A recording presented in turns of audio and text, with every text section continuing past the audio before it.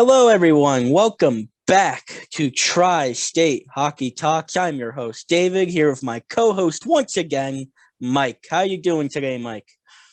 I'm doing well, Dave. Good to be back here. It's good to always be here on Zoom. All right, in today's episode, we are going to be talking about the New York Islanders. As you know, the New York Islanders are in second place, going for a playoff spot. And as you know, that Lou Lamoriello knows very well Kyle Palmieri, Travis Zajac, also Andy Green, as well as Corey Schneider, who have all been on the Devils. Lou Lamoriello was a GM for the Devils. So you got to admit, Lou Lamoriello must be happy to have all these players that he knows together on one team once again. Yes, definitely. Especially, I would assume that a reunion between Andy Green and Travis Zajac would be much appreciated for those two players, considering as before they were traded to the Islanders, they were the two longest tenured players on the New Jersey Devils. So I would imagine that it feels pretty good for those two players to be on the same team once again. Yeah, I can totally agree with you on that.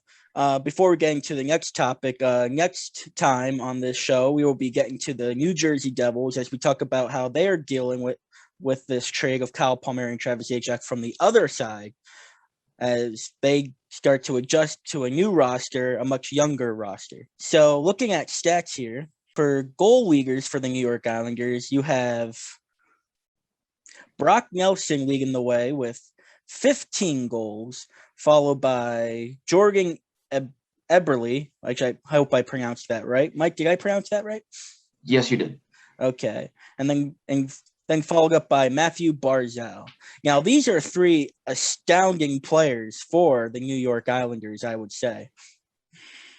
Yes, definitely. Those three players have always been a very real threat, especially over the past few seasons where we have seen or have been starting to see the Islanders really make themselves stand out in the league and really pushing to make the playoffs continuously.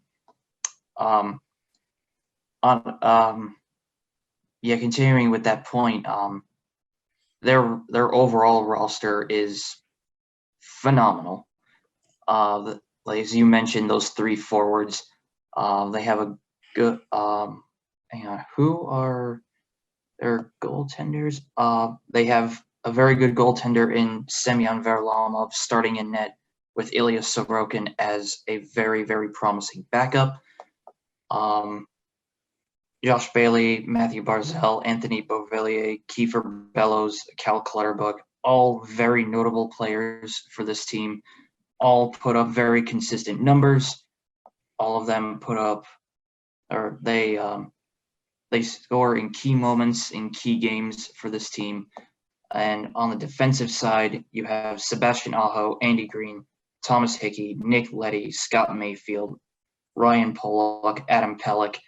Again, all very promising players. All very good to have for this Islanders team. All the players we just mentioned, very crucial for the Islanders' playoff pushes, especially over the past few seasons. As we did last time, we're going to take a quick look at the standings here once again. So, Mike, as you know, we are getting right down to the point where we might start seeing some playoff spot clinching games happening around the league. But as you know, around the league, we are focusing on the East Division for the New York Islanders, the New York Rangers, and the New Jersey Devils. And since today we're talking about the Islanders, do you think the Islanders can clinch a spot sometime this month? Definitely, 100%. As you can see right there, they have the exact same record as third-place Washington Capitals, and they are doing slightly better than the third-place Pittsburgh Penguins. And given that this Islanders team is currently in the top 10 in the entire NHL, I should expect the Islanders as well as the Capitals and possibly the Penguins to all clinch playoff spots this month. Okay, so with that being said, Will the New York Islanders be hoisting the cup this year? Oof. I know as of recently there has been some debate that, especially with the Islanders' new acquisitions, Palmieri and Zajac, there has been some speculation that the Islanders can go very far into the playoffs. Now, whether or not they will actually win the cup, that has really yet to be taken seriously and taken into consideration. But given that the Islanders made it to the Eastern Conference Finals last season, it should be pretty promising that the Islanders can do a repeat of going very far into the playoffs, and if they play their cards right, could end up hoisting Lord Stanley's Cup. So that's going to do it for us here today on Tri-State Hockey Talks.